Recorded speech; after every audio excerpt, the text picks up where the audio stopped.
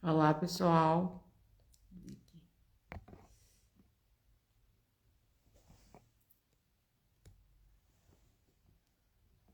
Essa live. Ana, você já entrou?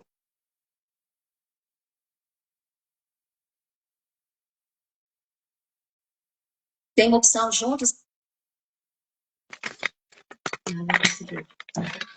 Ana, Olá, Vanusa, boa noite, tudo boa bem? noite. Tudo bem, e você? Tudo ótimo.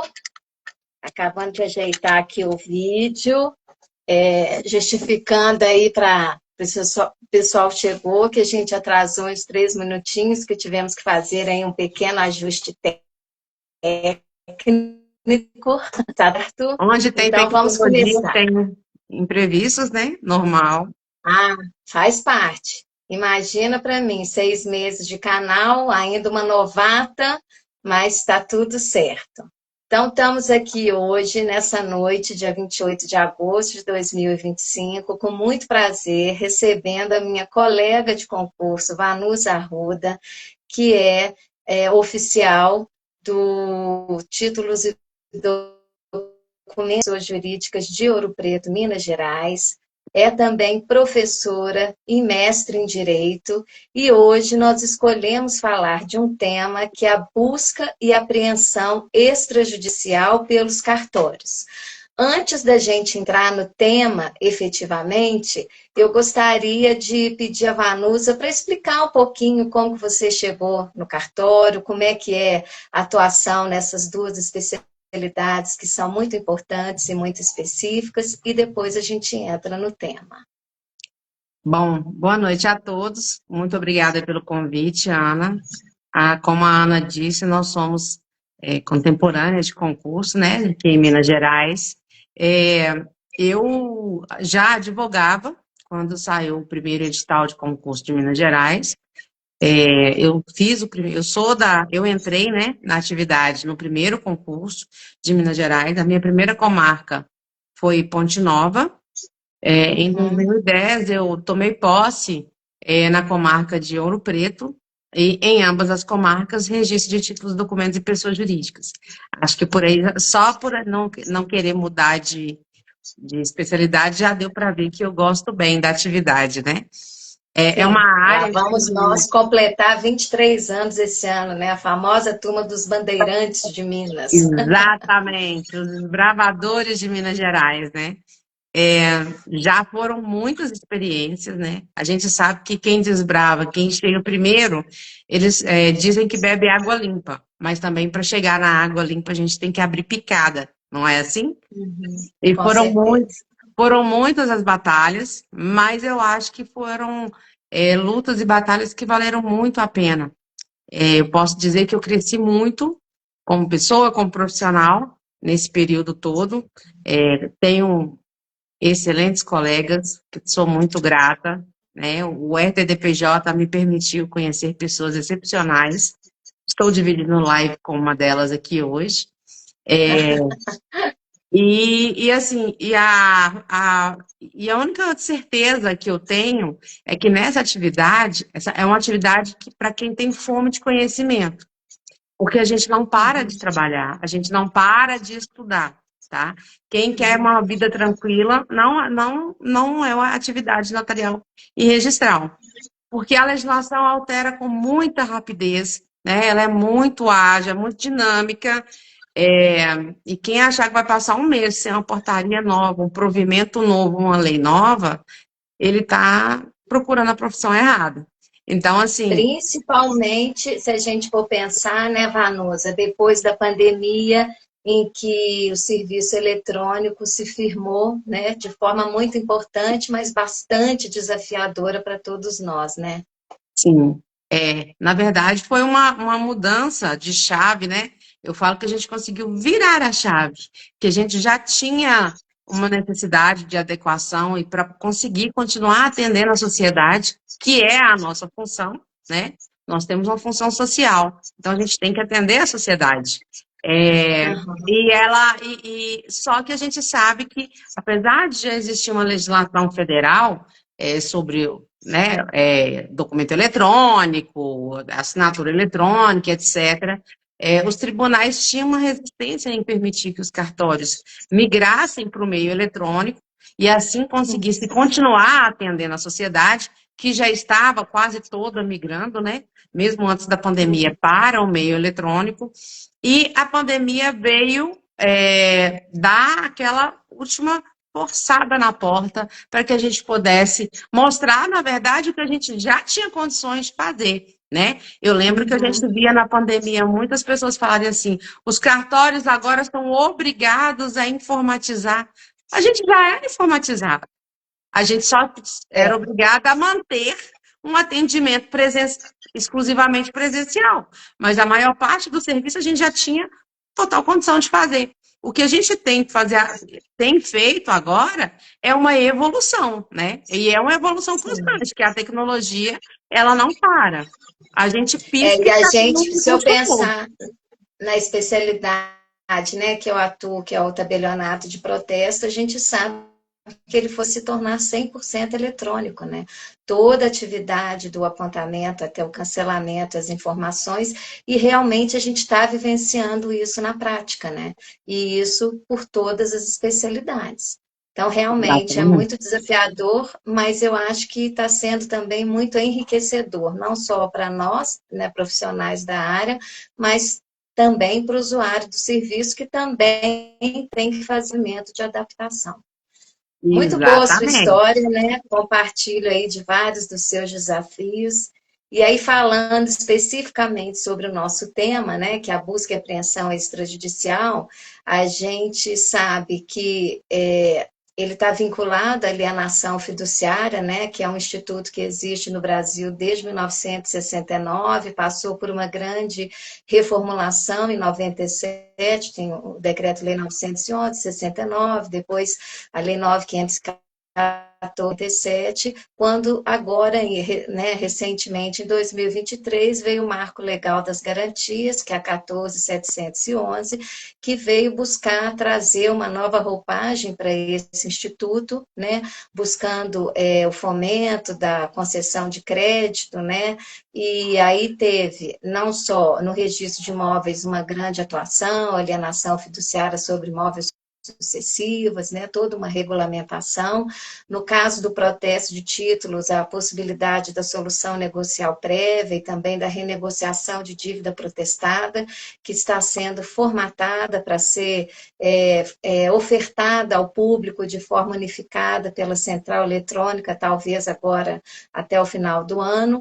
E no caso do RTD, a questão da busca e apreensão, né? E aí, recentemente, teve o provimento 196 em junho. Então, eu gostaria, né, a gente trocou uma ideia antes, que você apresentasse para a gente o Instituto, né, o conceito, trazer um exemplo para a gente, como que esse procedimento atua. Então, dou-lhe a palavra. Bom, vamos começar então com o conceito de busca e apreensão, né? Para que todo mundo entenda desde o início. Carnelucci, ele define a busca e apreensão como uma providência instrumental, né? Que serve para quê? Ele serve imediatamente ao processo e só indiretamente e mediante a composição da lide. Traduzindo, a busca e apreensão nada mais é do que um procedimento, né, um meio processual, um remédio processual, onde, e aí a gente está falando da alienação fiduciária específica, tá? Porque quando o decreto 911 foi alterado, né, para introduzir a alienação fiduciária extrajudicial, através da Lei 14.711, de 2023, ela fala exclusivamente da alienação fiduciária. E é engraçado que a gente está tendo muita procura de pessoas que têm contrato, por exemplo, com garantia de outros tipos de garantias, para poder conseguir fazer a busca e apreensão extrajudicial também. Ou seja, a gente mal começou e já está a gente já está vendo que o mercado é muito maior do que o que, Tem né? uma demanda, né? Uma demanda Exatamente. represada, né? Uma demanda e uma necessidade, né, de celeridade, que a gente sabe que a desjudicialização traz para o processo, né? Então, o decreto 911, sempre foi a principal fonte do direito quando a gente fala da alienação fiduciária, né? Seja de bens móveis ou imóveis. Você já adiantou aí, falou um pouco sobre a alienação fiduciária de imóvel, que já tinha acontecido, já está consolidado em todo o país, né? É um sucesso, né? Essa desdigitalização. E o mercado financeiro sentiu a necessidade de fazer o mesmo com os bens móveis, né? Especificamente o quê? Num primeiro momento, a gente vem falar de quê? De veículo, né? Veículos, né? Eu falo que o veículo, eu acho que é o primeiro sonho do brasileiro. Eu não falo a casa, né? Por quê? Porque a casa é um sonho maior, permanente. O veículo, não. Talvez seja o primeiro sonho realizado, né? Que você vai adquirir normalmente, em geral, a sua moto. Exato. Né? A gente pode começar com uma moto ou com um carro usado. E é um sonho que se você não tem condições de imediato de comprar aquele carro top de linha, você vai comprando e trocando aos poucos até chegar onde você quer, né? Então, assim, a gente está falando aí de um desejo que o brasileiro tem, a gente sabe que o Brasil tem uma das maiores frotas de veículo também, né, do mundo. E aí o nosso estado, Minas Gerais, está aí no ranking como a segunda maior frota do país, perdendo apenas para São Paulo, né? E existe aí uma demanda muito grande. Por quê? Porque se a pessoa deixa de pagar uma ou duas parcelas, aí já cabe ao credor tomar providências para tentar receber, né? Ele pode estar encaminhando, ele pode encaminhar uma carta simples, que é comum eles encaminharem, né? Antes de qualquer processo, para tentar de uma forma mais amigável. Mas se não conseguiu de uma forma amigável resolver, ele pode aí lançar a mão do processo de busca e apreensão, né? Que ele pode fazer o quê? Ele vai procurar o cartório de títulos e documentos via ONR, tá? Via central do operador nacional, que nós temos uma central nacional que congrega os 3.712 cartórios de títulos e documentos do país. Então, ninguém precisa ir direto no cartório, é tudo via central. Se a gente pensar, Vanusa, que o Brasil tem 5.500 municípios, você vê a capilaridade do RTD.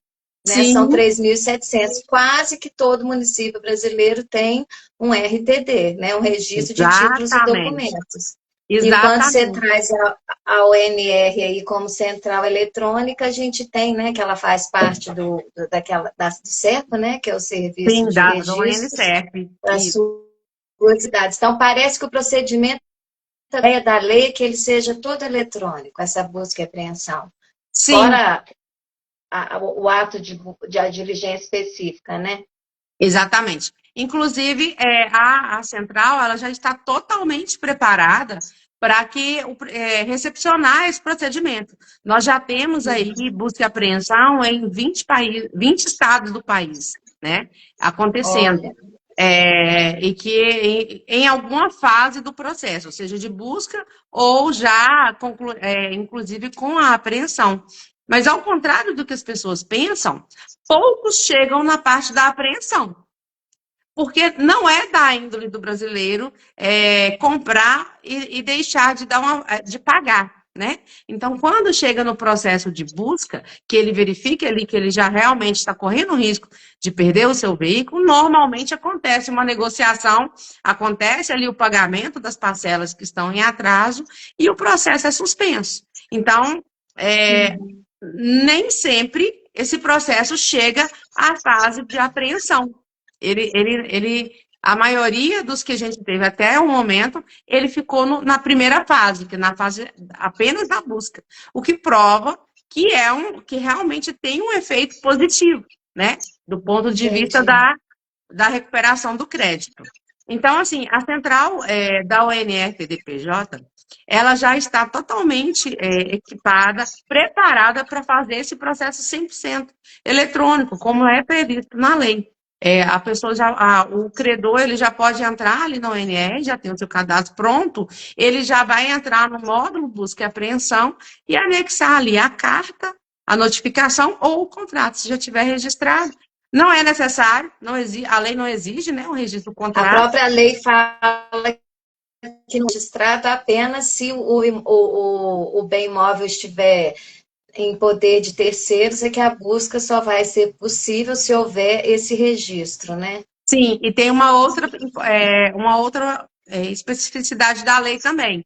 Tem que estar constando no contrato uma cláusula dizendo que existe a possibilidade de, em caso de não pagamento, de utilizar a busca e apreensão extrajudicial através do registro de títulos e documentos. Então, os contratos que existiam até a entrada em vigor da lei, para que eles possam usar esse instituto, eles devem ser aditivados, né? Então, o cartório de Ah, títulos e documentos, por exemplo, chegou lá no meu cartório um contrato de busca e apreensão e dando entrada no procedimento, a primeira coisa que eu vou ter que verificar é o contrato para saber se ali existe uma cláusula prevendo o procedimento extrajudicial da busca e apreensão. Por quê? Porque a lei ele criou a possibilidade de utilizar o processo extrajudicial, mas ele não excluiu o judicial. Então, aqueles contratos que já existiam e que não foram aditivados, esses vão buscar a via judicial, né? Esses só vão poder ir para a via parece que a judicial. via judicial, ela continua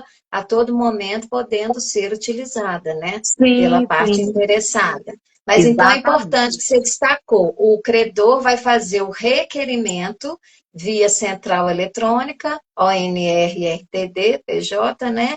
E Sim, aí ele vai anexar a documentação, né? Que é o contrato, a planilha com valor, né? A comprovação também da da constituição Mora. em mora, né? Isso. Então, vamos dizer, isso seria o procedimento inicial. Aí, o tabelião recebe essa documentação, faz a qualificação, e aí, na sequência, ele já emite uma intimação eletrônica? Então, o artigo, lá na Lei 911, o artigo 8º B, ele traz a lista dos documentos que devem ser anexados, né, junto com o requerimento. Tá, Aí, uma correçãozinha, o registrador vai fazer a qualificação, isso. verificando que está tudo correto, né, eles vão fazer o orçamento para que o cliente realize o pagamento, né, daquela parte, daquela primeira parte, que é a parte de busca, e Uhum. fazendo, mediante o pagamento, aí o registrador vai emitir o e-mail, né? A notificação via e-mail, que é a primeira opção que a lei dá. Então, fez A a notificação notificação. eletrônica, né?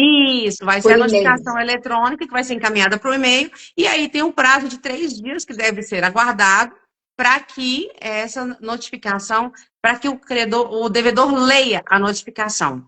Chegando a comprovação ali na central, né, de que o devedor abriu o e-mail, recebeu o e-mail, aí começa a contar o prazo que o devedor terá para quitar a sua dívida, né? E ali, dentre a documentação que foi anexada pelo credor, ele vai estar informando, inclusive, se a dívida é parcial ou total, né? Se está cobrando toda Tá. a dívida ou se somente aquelas parcelas em atraso. Então, dentro do que está sendo cobrado, o devedor tem a opção de A, quitar a dívida, B, Tá. tentar uma negociação direta com o credor, né, que é possível a todo momento, ou C, ele contestar aquele valor que está sendo cobrado, porque o devedor pode tentar comprovar que ele não está devendo aquele valor. E pode até acontecer isso, porque já aconteceu muitas vezes a gente receber notificação de cobrança de dívida, e quando a gente faz a intimação, o devedor fala o seguinte: mas eu já paguei hoje. Então, assim, Ah, aquele pequeno delay entre chegar no cartório e o cartório conseguir fazer a intimação, a pessoa, nesse tempo, já procurou o credor e já quitou a dívida. Então, se acontecer isso, o devedor vai poder contestar o valor, a dívida, e apresentar ali o comprovante de pagamento, né? Ou o valor que realmente é devido. O cartório, nesse caso, tem que intimar o credor para que ele se manifeste, né? O credor concordando, não, realmente ele pagou. Processo extinto, né? O processo será arquivado. O credor e vai aí falar. o prazo nesse caso é 20 dias corridos? para Ó, o devedor se manifestar, o, sim, 20 dias O, corridos. o credor requereu, o registrador qualificou, fez a intimação eletrônica e o devedor tem o prazo para pagar ou impugnar, digamos assim. Isso. E aí, Isso. esse prazo de 20 dias começa a partir do dia que ele lê, abre o e-mail e lê o e-mail. Caso ele não tenha, nesses 3 dias, ele não leia o e-mail, não tenha comprovação de abertura do e-mail, tem a segunda opção, que é o encaminhamento via AR. Mas o CNJ, ele regulamentou que em locais de difícil acesso para os correios, e aí a gente nem precisa falar assim, vamos supor lá no Acre, ou em algum lugar, estado do Norte ou do Nordeste. Não, eu moro numa cidade em que existem distritos que não são atendidos pelo correio. Então, a gente sabe que a realidade do Brasil é muito dispersa, né? Então, o CNJ regulamentou da seguinte forma, dizendo o seguinte: se o registrador já sabe que no local não o correio não atende e a pessoa não abriu o e-mail que foi encaminhado via central, ele já pode comunicar ao credor essa situação para que o credor requeira, pague as custas e ele faça a diligência pessoal, tá? Tá. Eu, inclusive, acho que, em muitas das vezes, a diligência pessoal ela é mais rápida e surte um efeito positivo maior do que via correio, né? Porque, às vezes, o carteiro Entendi. passa todo dia no mesmo dia, né? Ele vai passar em dias alternos, Entendi. mas no mesmo horário. No Ou no mesmo dia, mesmo não, no mesmo horário, né? horário. No Então, é o mesmo horário que horário. a pessoa sempre está fora de casa, a casa está sempre fechada, né? E quando a gente faz uma diligência, a gente tem o cuidado de verificar se a pessoa reside, qual o horário que encontra em casa, para retornar uma segunda ou terceira vez. Então, o CNJ regulamentou no provimento, né, que regulamentou a busca e apreensão, nesse sentido, dizendo que, já existindo a ciência, né? Aí, no caso do registrador, já tem a ciência. Chegou para mim aqui em Ouro Preto. Eu sei que o endereço da pessoa é lá em Glaura. Não vai correio em Glaura, né? Então, eu já posso comunicar isso ao credor para que ele autorize e pague as despesas para que eu faça a diligência.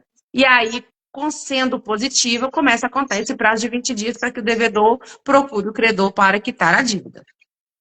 Então tá, 3 dias para o devedor ler e, né, se dá por intimado, se não for pela forma eletrônica, vai ser a via postal ou eventualmente pessoal, e aí começa a correr o prazo de 20 dias corridos para que ou ele pague ou ele faça a sua impugnação. Uma vez que ele tenha impugnado, por exemplo, que ele já tinha pago aquele valor ou que o valor está indevido, abre-se vista ao credor, por 10 dias para ele se manifestar, no caso de impugnação?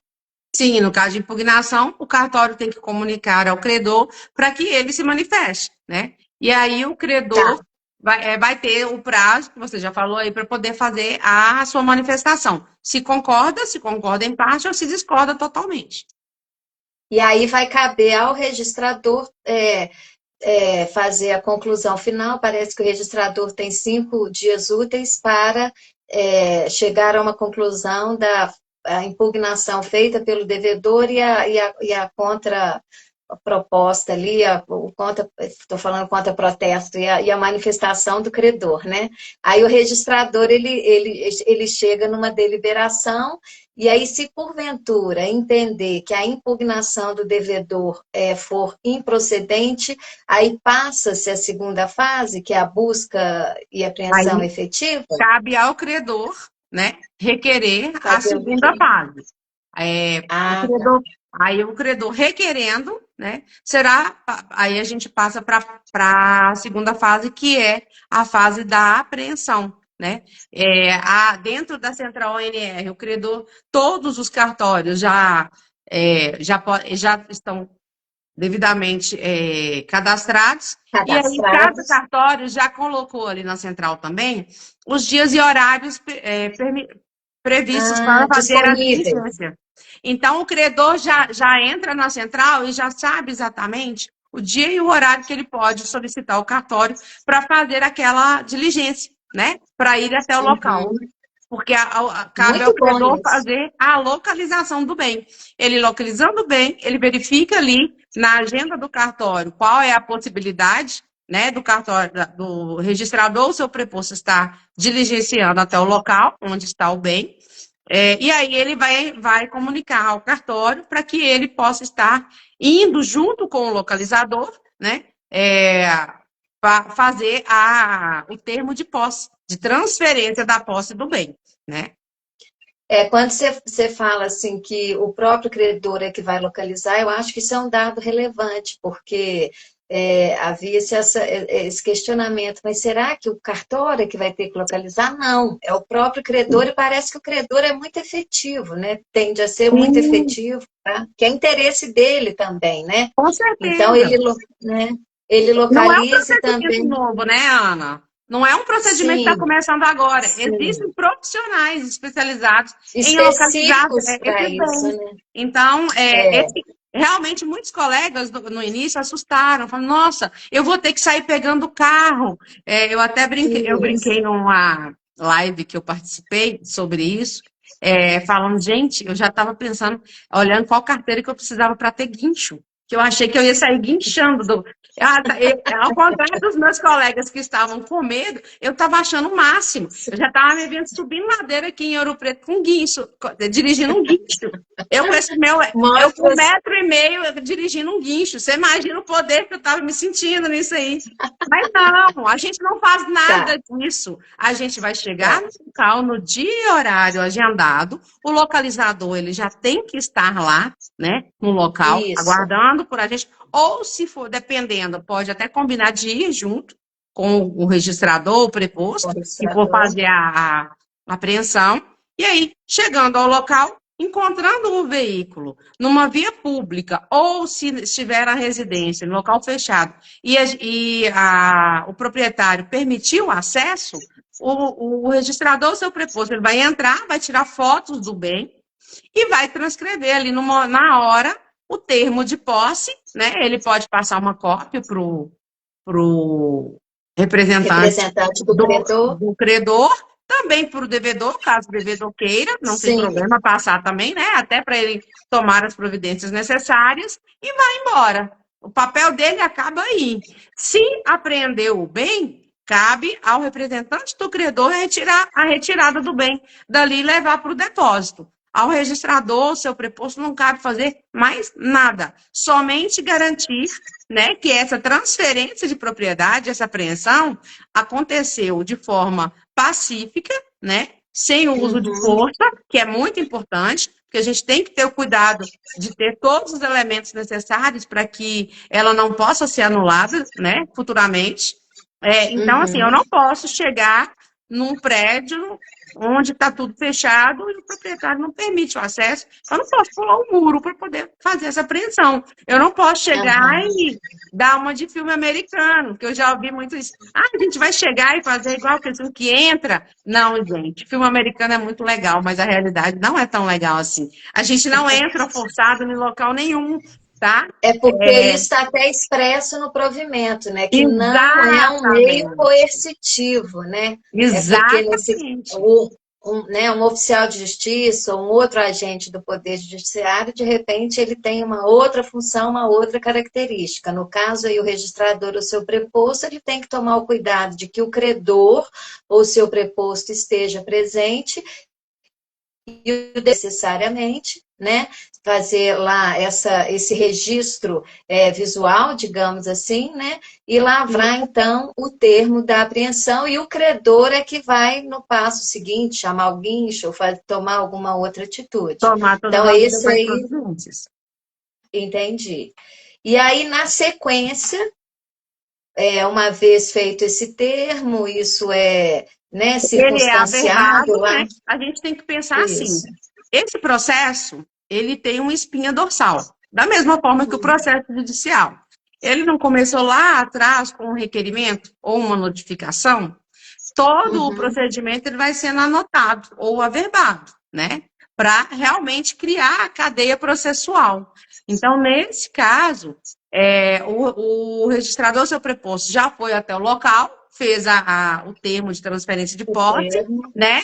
E a central já está, inclusive, desenvolvendo um app específico para que esse termo de posse já possa subir direto para a central, lá Tá. do próprio local já suba para a central, ou se enquanto Uhum, não tem condições, encaminha para o cartório, o WhatsApp está aí para ajudar a gente nisso, né? uhum. E a gente, no cartório, vai tomar as providências para encerrar o processo. E é o quê?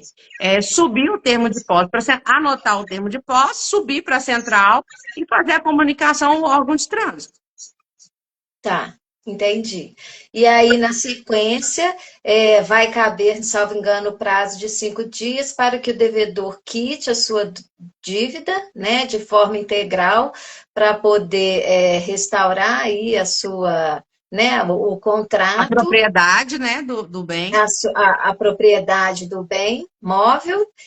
Ou, eventualmente, ele impugne também, né? Cabe uma impugnação posterior aí, né? Sim, sim. Esse processo, depois do termo de posse, aí a gente aguarda esse prazo, e aí a gente, para saber se houve a quitação, né? Se houve a quitação, extingue o processo e retorna a posse e a propriedade para o devedor. Caso ele não quite, aí a propriedade ela é Consolidada. oficializada, consolidada em nome do credor. E aí o credor fica autorizado a fazer a venda do bem, depois tem só que prestar contas, às vezes foi por valor Exatamente. inferior ou superior, para ver se tem algum saldo, e aí fecha-se o ciclo, digamos assim. Isso. Tal qual já acontece na esfera judicial, inclusive, Eu né? que não sou da área específica, na leitura do provimento, me pareceu que ele foi muito bem costurado, assim. Ele deixou muito claro questões que poderiam dar dúvidas. São 5 dias úteis ocorridos, 10 dias úteis ocorridos. Sim, mas Pode impugnar o principalmente, quê? Não pode impugnar. Então, me pareceu ser bem seguro para todas as partes envolvidas, sim, seja para o credor, o devedor também está com o seu contraditório resguardado, né? O registrador também está bem ali estruturado. Então, assim, na teoria, ele me pareceu bastante detalhado, bastante bem costurado, né? E nas notícias que você tem, assim, da prática, que tá funcionando, tá... olha, eu sei de colegas que já deram notícia, né, do processo completo de busca e apreensão em 27 dias, com Olha todas as só, fases cumpridas, com todos os procedimentos todos corretos, 27 dias. olha Então, só. você vê que é um ganho, né? E a gente tem que pensar que, atualmente, é, quando a gente fala em ganho, não é só o monetário, é em tempo. Tempo é dinheiro, né? Uhum, Imenso, se você parar para pensar, né? E uhum. isso aí é um ganho duplo. Por exemplo, para o judiciário. Porque se você parar para pensar que desafoga o judiciário para as grandes demandas para a qual ele foi criado, né? Que querendo ou não, o processo de busca e apreensão é um processo muito repetitivo. O procedimento ele é tão certinho, né? Que todo mundo já sabe exatamente o que tem que fazer e uma vírgula fora ele é anulado. Então, só que é um volume muito grande. E o judiciário acaba ficando abarrotado com esse volume e não consegue atender as grandes demandas com a atenção merecida e devida, né? Então, o Isso judiciário. também me chamou a atenção, porque nos considerandos do provimento coloca-se a questão do judiciário estar assoberbado, a questão da necessidade do financiamento de crédito ser reequilibrada. Então, os considerandos expressamente colocam isso, né? Você sabe que no estudo que eu fiz para a live, parece que a Febraban indica que 8% dos financiamentos de crédito pessoal são para veículos. Sim, Então, é um volume grande, que em termos de demandas ativas no Brasil hoje é em torno de 500 mil. Então, há uma demanda aí que pode ser muito bem aproveitada, né, pelo extrajudicial, resguardando-se o devedor, resguardando-se o credor, né? Realmente, aqui também só lembrando que a questão da Constituição em mora, que é um elemento lá procedimental anterior à busca e apreensão no cartório, ela continua podendo ser feita pelo cartório de protesto, né? Sim, Existe uma sim. facultatividade, mas isso também está expresso lá no provimento. Agora, de uma certa forma, né, Vanusa, como a gente falou no início da live, né, que você ressaltou a característica de que nós temos que estar sempre estudando, né? A mudança legislativa é muito grande, é desafiador para o registrador, né? Da Sim, especialidade, com porque não certeza. só de se inteirar com a lei, mas se capacitar com essa nova função, né? O que você pode dizer, assim, sobre isso? Bom, desafio mas como diz o ministro Humberto, em certo evento, enquanto presidente do CNJ, ele falou o seguinte: nós estamos aqui com os cartórios porque é uma missão difícil, porque se fosse fácil a gente não precisava deles. Então, a Uhum, sociedade já sabe que desafio é com a gente, né? uhum, E existem muitos ainda, né? Ainda existe o medo, ainda existe o fato de ser uma novidade muito grande, né? uhum. O volume começou a chegar somente após a publicação do provimento pelo CNJ, até porque somente, salvo engano, Minas Gerais tinha tabela de emolumentos para cobrança da busca e apreensão. Isso aí era um problema e o provimento veio resolver isso também, né? E aí tem todos os elementos ali que possibilitam a cobrança. É, mas o Instituto Brasil e a escola do IRTDPJ Brasil imediatamente já começou a trazer um suporte para todos os registradores, né? Além de estar trabalhando alinhado com a FEBRABAN, ele também trouxe todo um suporte para que os registradores pudessem fazer uma capacitação. Então, nós temos um curso de capacitação com 2 módulos. Teórico, porque a gente precisa saber o embasamento legal, né, do que a gente está fazendo, entender o que Uhum. é a busca e apreensão, o que é uma alienação fiduciária, entender todos os procedimentos, de onde cada fase veio, para conseguir Outra embasar coisa, e saber talvez também. qualificar o serviço, né? E, da mesma forma, um módulo prático, da qual eu sou professora, onde eu venho tirar as dúvidas, e ensinar, principalmente, a instrumentalizar o processo, utilizando a central do operador nacional, que é importantíssimo entender que tudo passa pela central do operador nacional. Existe um investimento altíssimo e constante em modernização e Tecnologia, né? atualização dessa central, né, para que ela fique o mais robusta, o mais intuitiva e o mais padronizado possível.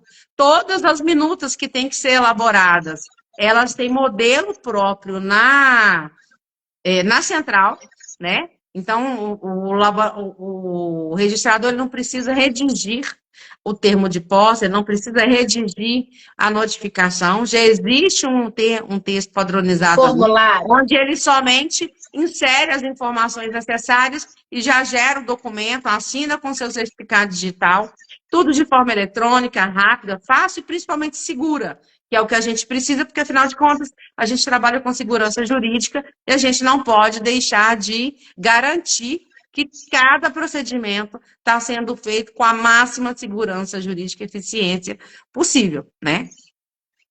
Esse curso que você citou, a princípio, ele é franqueado aos registradores do RTD, né? Sim, aos A parte registradores e seus teórica funcionários. e prática. Entendi. Não, muito importante isso. Eu, inclusive, assisti algumas lives para poder me preparar hoje para estar aqui com você, né? Que é a pessoa que tem conhecimento técnico, né? E o Tiago Soares, achei ele muito didático, tem feito, né, as lives todas e coloca os fluxogramas todos. Então, assim, eu super recomendo que ainda a pessoa que não seja registradora, mas o advogado, o próprio usuário do serviço, também busque essa informação, para ele entender como que funciona, o que está sendo feito por trás, tudo que está sendo resguardado, né? Gostaria aqui de lembrar também que esse provimento, ele veio alterar o Código Nacional de Normas do Extrajudicial, que é o provimento 149 de 23, que também é uma lei que a gente precisa estar muito afeta ela e fazer a leitura leitura dela com os códigos de normas todos estaduais, né? No nosso caso de Minas aqui, que é o provimento 93 de 20, que, por exemplo, em relação à alienação fiduciária de imóveis, teve uma alteração muito grande esse ano, e agora com a busca e apreensão extrajudicial também, né? Tem que ser feita todas as adaptações. E lembrei aqui, quando você falou aí que tem o curso, a parte teórica, né? Lembrar que a busca e apreensão não é só sobre veículos, né? Que Não. existem outras possibilidades, máquinas industriais, né? Sim, Títulos eletrônicos que são citados, não é isso, sim. Vanusa, no Sim. A provimento? alienação fiduciária, ela é de bens móveis. Essa primeira Aham, fase, essa primeira etapa, ela está focada na recuperação de veículos, devido justamente ao volume, né? O volume é muito tá. grande, por todos Uhum, esses motivos e elementos que a gente já citou aqui. Mas, obviamente, ela se estende a qualquer bem móvel, né? Ó, tem que existir as características próprias para que ela possa acontecer via RTD. E acredito eu que, assim como toda desjudicialização, ela começa com um ponto, mas assim que ela está bem sedimentada, está comprovada a eficiência, ela acaba ampliando, né? Foi assim em todas as demais especialidades, eu acredito que com a busca e apreensão de bens móveis não será diferente. tá ótimo. Vanus, eu acho que a gente conseguiu dar uma ideia geral aqui sobre o Instituto. Eu aproveito para agradecer novamente a sua disponibilidade. Queria que você agora falasse as suas palavras finais, que você gostaria de acrescentar, deixar aí os seus contatos e perfis para a gente poder fazer depois o fechamento aqui da live.